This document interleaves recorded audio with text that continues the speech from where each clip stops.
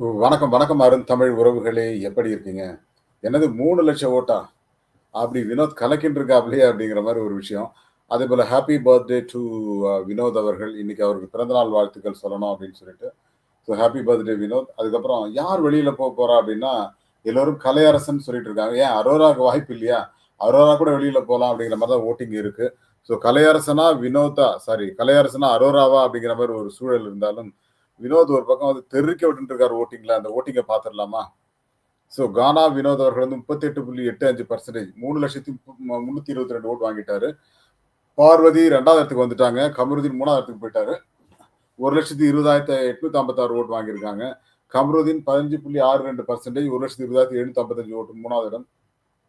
அரோரா 15.04% 1,16,258 ஓட்டு கலையரசன் 14.85% 1,14,767 ஓட்டு. ஸோ இவங்க 2 பேருக்கும் ஒரு 2,000 ஓட்டு வித்தியாசம். 1,500 ஓட்டு தான் வித்தியாசம். அரோராவுக்கும், கலையரசனுக்கும்.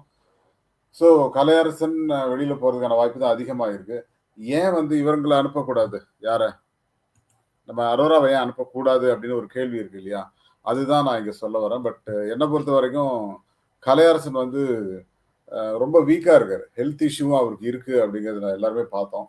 பட் அதனால கலையரசன் வெளியில போறது தான் வாய்ப்பு இருக்கு. ஏன்னா டீம் அத தான் டிசைட் பண்ணுவாங்கன்னு நெனைக்கிறேன். அவருக்கு நாமினேஷன் ஃப்ரீ பாஸ் வேற கிடைச்சது. அத யார் குடுப்பாங்க அப்படின்னா, வியன்னா குடுப்பாங்கன்னு நெனைக்கிறேன் 99%.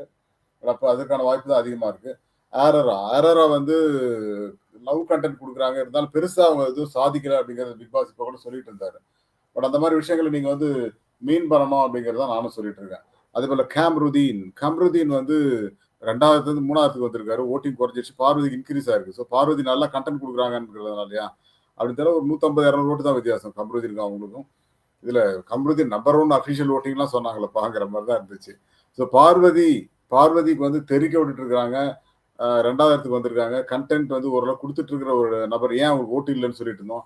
4வது இடத்துலருந்து இப்ப 2வது இடத்துக்கு வந்திருக்கிறது ரொம்ப பெரிய விஷயம் தான். அதேபோல கானா வினோத் அவர்கள், அதாவது தன்னுடைய பிறந்தநாளை வந்து கொண்டாடுறாரு இன்னைக்கு பிக் பாஸ் வீட்ல. அநேகமா கேக்லாம் வரும்னு நெனைக்கிறேன். அவரோட வோட்டிங் எப்படி இருக்கு அப்படின்னா 3,00,000 ஓட்டு நெருங்கிட்டாரு. இந்த 3,00,000 ஓட்டு அப்படிங்கிறது இதுவரைக்கும் யாருமே வாங்கல.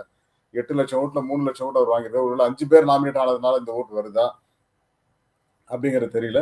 பட் கானா வினோத் அவர்கள் வந்து நாளைக்கு சாயந்தரத்துக்குள்ள பார்த்தீங்கன்னா, இன்னொரு 50,000 ஓட்டு வாங்கிருவாரு அப்படின்னு தான் எனக்கு தோணுது. பட் கானா வினோத் அவர்களின் ஆட்டம் பற்றி உங்களுக்கு என்ன புரிதல் இருக்கிறது? கானா வினோத், வியானா, திவாகர், சபரி அண்ட் பார்வதி. இந்த 5 பேர்ல யார் வெற்றி பெற்றால் நன்றாக இருக்கும்னு கமெண்ட் பண்ணுங்க. Thank you all and bye to everyone. மீண்டும் சந்திப்போம். நன்றி.